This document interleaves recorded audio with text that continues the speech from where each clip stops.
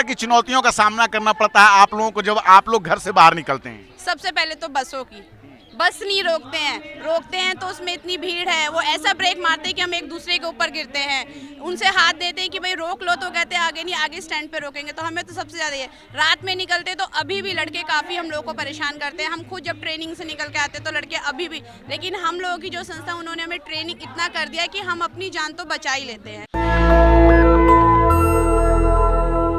1975 में संयुक्त राष्ट्र संघ ने इसे आधिकारिक रूप से मान्यता दी और आज के दिन पूरे भारत में और विश्व में महिला अधिकारों की बात होती है और महिला अधिकारों को लेकर जो है आज देश में कई सारे कार्यक्रम चल रहे हैं। सरकार के अपने दावे हैं, सरकार क्या कर रही है नहीं कर रही वो अपनी बता रही, लेकिन महिलाएं क्या सोचती है आज के भारत में, उनकी क्या सोच है, उनकी क्या स्थिति है, इनसे हम बात करते हैं।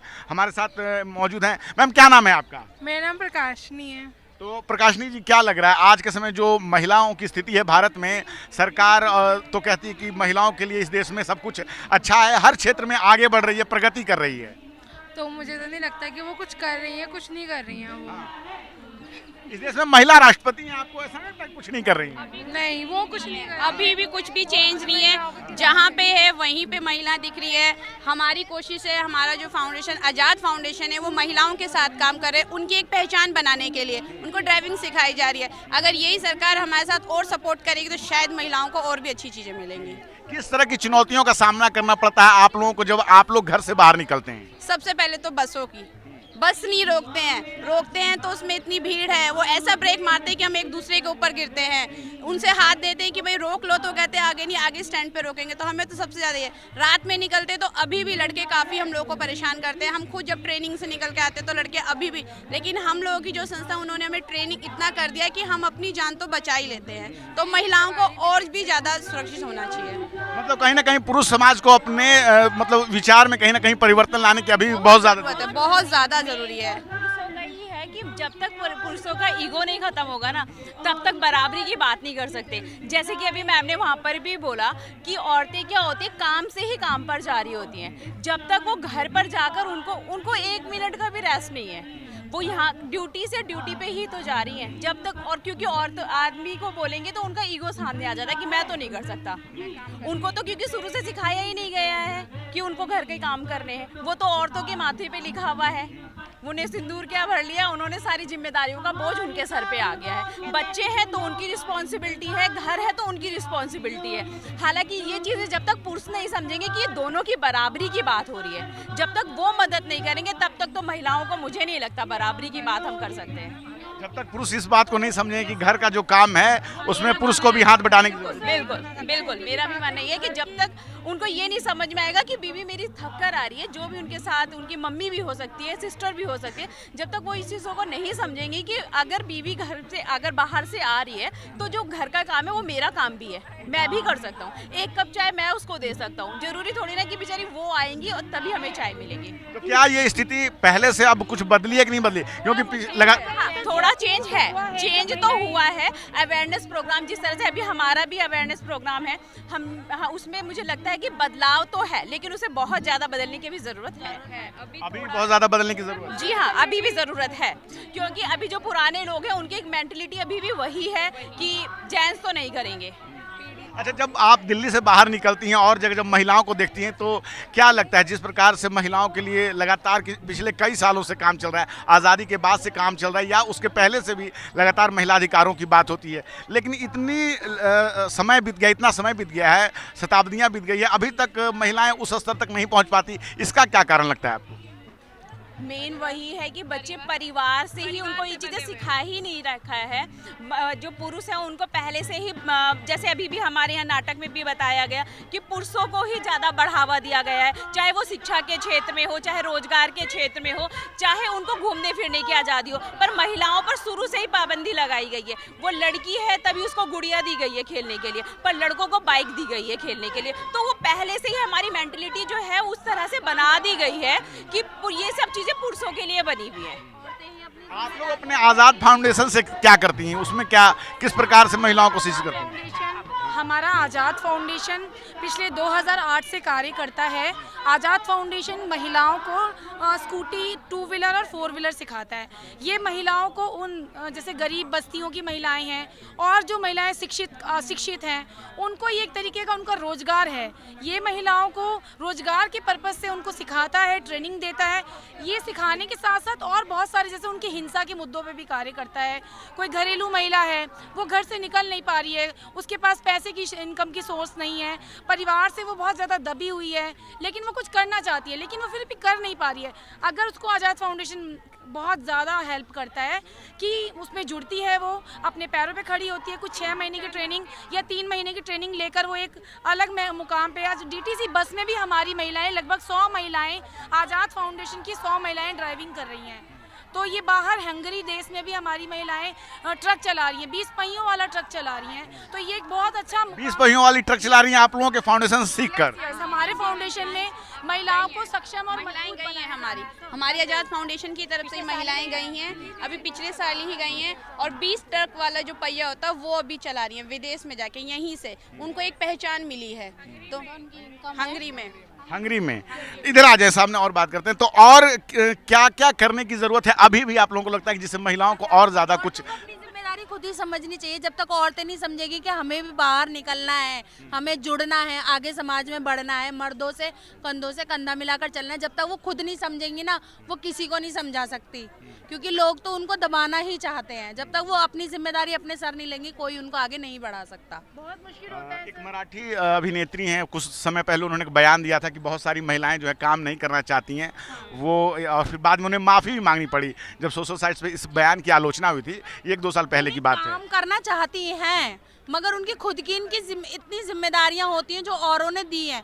कई बार जरूरी नहीं है कि मर्द ही होते हैं, महिलाएं भी होती हैं जो उनको जिम्मेदारियों से बांध के रखती हैं। जैसे सास हो गई, जेठानियां हो गई, या उनकी खुद की माएँ भी होती हैं कई बार, जो उनको सपोर्ट नहीं करती हैं कई बार।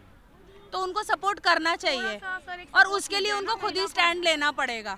जब मतलब घर के माहौल को बदलना पड़ेगा, पुरुषों की जो अपनी सोच बदलनी पड़ेगी, जो घर में सीनियर परिवार से ही होता है। अगर एक महिला कुछ करना चाहती है तो उसको थोड़ा सा भी अगर कोई सपोर्ट करे ना, तो वो आगे निकल सकती है। लेकिन सपोर्ट करे कौन?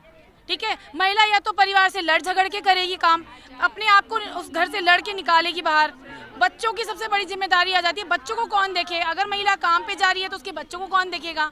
तो ये चीज है। वो निकलने में कहीं परेशानी हुई है कि नहीं घर से? परेशानी हुई है हम लोगों को, बट हम निकल चुके हैं। अब हम करते हैं, हम जानते हैं कि हमने वो चीज जो परिवार से शुरू होती है और उसके बाद पूरे समाज में जहाँ जहाँ हम जाते हैं, हर कम्युनिटी में हमें वो झेलना पड़ता है। पहली जंग परिवार से ही शुरू होती है। हाँ, हमारी जो पहली जंग परिवार से शुरू होती है। उसकी पहली जंग उसके खुद के परिवार। हमने अपने परिवार से लड़ाई की है कि हम अपनी एक पहचान बनाएंगे। तब जब हम निकले हैं उस टाइम तो हमें परिवार वाले मना कर रहे थे कि एक हफ्ते के लिए ट्रेनिंग के लिए दिल्ली से बाहर जाओगे, कैसे करोगे, क्या करोगे, तुम ऐसी जगहों पे जा रही हो। लेकिन जब हम फर्स्ट टाइम की ट्रेनिंग करके आए तो अब हमारी फैमिली हमें खुद सपोर्ट करती है। तो सबसे पहले के लिए जो लड़ने वाली महिलाएं होती हैं उसको जो पहले आसपास से ही ताने झेलने पड़ते हैं, वो हम अभी भी झेलते हैं, फैमिली से झेलने पड़ रहे हैं। मेरे पापा खुद बोलते हैं कि कहाँ जा रही है, कैसे क्या कर रही है। होता है कि पहले मेरे पापा खुद बोलते हैं, मेरे हस्बैंड को बोलते हैं, इसको एक हफ्ते के लिए क्यों बाहर भेजते हो, ऐसा क्यों करते हो इसके साथ, ये है वो।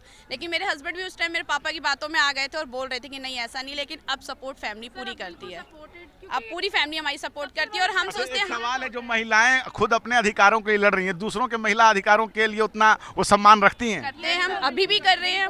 हम बिल्कुल अभी काम कर रहे हैं, महिलाओं के साथ जुड़ के ही काम कर रहे हैं, उनको बाहर निकाल रहे हैं, बनवाते हैं, उन्हीं के साथ जुड़ के काम करते हैं हम।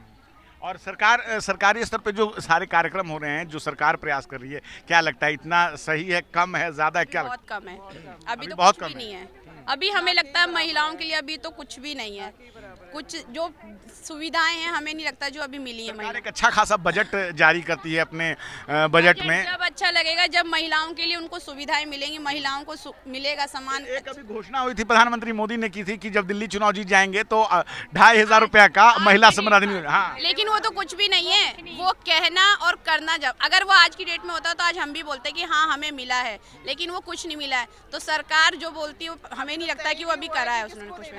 अभी वो तय ही नहीं हुआ है कि किन महिलाओं को पैसे जाएंगे। उसमें भी एक विजिट होगा कि जो ज्यादा मिडिल क्लास है उसी को मिलेगा, क्योंकि विजिट के लिए चुनाव के पहले कहा गया था कि हर महिला को दिया जाए। नहीं, हर घर में महिलाएं जितनी 18 साल से जितनी होंगी उन सब महिलाओं को मिलेगा, लेकिन अब तो यहाँ मिलता है कि एक घर से एक ही महिला को मिलेगा, तो हमें कोई फायदा नहीं है। हम तो कह रहे हैं जैसा हमारा रोजगार है वो अच्छा खासा मिल जाए, हमारे को एक पहचान मिल जाए, हम जब रोडों पे निकले तो हमारे साथ कोई बुरा काम ना हो, तो हम यही बहुत है हमारे लिए। अच्छा, आपको क्या लगता है कि पैसे मिलना ज्यादा अच्छा है? नहीं, बिल्कुल नहीं। मुझे लगता है कि कहीं ना कहीं ये फिर कहीं ना कहीं गैर बराबरी दिखा रहा है, क्योंकि ये हमें कहीं काम ना करने कहीं के सिर्फ लिए बंद कर महिलाओं देंगे। को पैसे मिल रहे हैं, इसके अलावा भी बहुत नीडी पर्सन है बहुत ज्यादा। लेकिन महिलाओं को पैसे मिल रहा है, कहीं ना कहीं फिर वही बात गैर बराबरी बंद की ही हो करा गई है कि जाएगा। महिलाओं को पैसे मिल रहे हैं और स्कीम है ये आज है कल बंद हो जाएगी।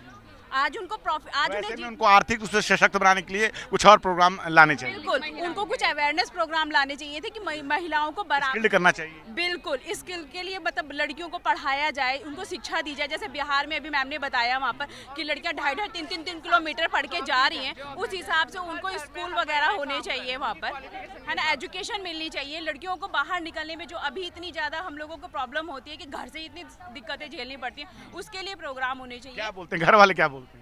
सर हर जगह ही होता है पहले हर घर की ये कहानी है। हर घर की कहानी है, घर की कहानी है। आज भी घरों में लड़कियां, पहली बात तो हम ऐसे निकल नहीं सकते, घूंघट कहाँ गया हमारा, पहले बड़ी मुश्किल से तो हम घूंघटों से अच्छा, अभी भी आप लोगों को भी घूंघट के लिए कहा जा रहा है? सर अभी बहुत मुश्किल से हम घूंघट से बाहर आए हैं, बहुत मुश्किल से घूंघट से तो निकल पाए हैं। अब कदम है कि अपनी जीवन जो भी हम चाहते हैं कि चलो, जैसे अभी एक नाटक में भी देखा कि वहाँ पर वो लड़की कितना रो रही थी, क्यों? क्योंकि वो अपने लिए आवाज नहीं उठा पाई, माँ बाप ने बोला उसे शादी करनी पड़ी, वो कहीं ना कहीं मजबूरी थी, कहीं ना कहीं दबाव था। क्यों? क्योंकि शायद उसके पास उतनी नॉलेज नहीं थी कि वो खुद के लिए आवाज उठा पाए। तो इस तरह से बच्चों को भी वो आवाज उठाने के लिए उनको इतनी नॉलेज होनी चाहिए, तो उनको किस तरह से हम जागरूक कर सकते हैं। महिलाओं को अपनी आज़ादी के लिए, अपने आर्थिक अधिकारों की लड़ाई के लिए महिलाओं को क्या करना चाहिए? सबसे ज्यादा महिलाओं को क्या करना चाहिए? महिलाओं को एक संगठन बनाना चाहिए जो मजबूत बने और अपने लिए वो खुद लड़े और पूरी समूह के साथ लड़ाई करे, तब हमारी एक पहचान बनेगी। और ये जो है महिलाएं सारी जैसे दिवस मनाते हैं, हम ऐसे एक पक्का मजबूत हो जाए तो हम लोग कोई दिक्कत नहीं आएगी। बस, थैंक यू। तो ये आज़ाद फाउंडेशन की महिलाएं हैं और किस प्रकार से इन्होंने बताया कि इनके फाउंडेशन से बहुत सारी महिलाओं ने ड्राइविंग सीखी और इनके फाउंडेशन के द्वारा, इनके जो ऑर्गेनाइजेशन है उनके द्वारा जो सीखी हुई महिलाएं हैं, अब वो विदेशों में भी जो है ट्रक चला रही हैं और अपना जीवन यापन खुद कह रही हैं और सीधे सीधे बता रही हैं कि किस प्रकार से घूंघट से लड़ाई शुरू होती है, घूंघट से निकलकर घरों से निकलना होता है, तब जाकर काम करने की आज़ादी जो चाहिए वो कहीं ना कहीं घर वालों को समझना चाहिए, पुरुष समाज को समझना चाहिए। अभी लड़ाई बहुत लंबी है, इसमें बहुत कुछ करना है। आप क्या सोचते हैं? अपनी राय हमें ज़रूर बताएं। नेशनल दस्तक की आपसे गुजारिश है कि अगर इसको बचाना चाहते हैं तो नेशनल दस्तक को सब्सक्राइब करने के लिए रेड कलर के सब्सक्राइब बटन को दबाएं, फिर बेल आइकन की घंटी दबाएं। नेशनल दस्तक को बचाने के लिए बहुत ज़रूरी है कि हर खबर को शेयर करें, लाइक करें, कमेंट जरूर करें।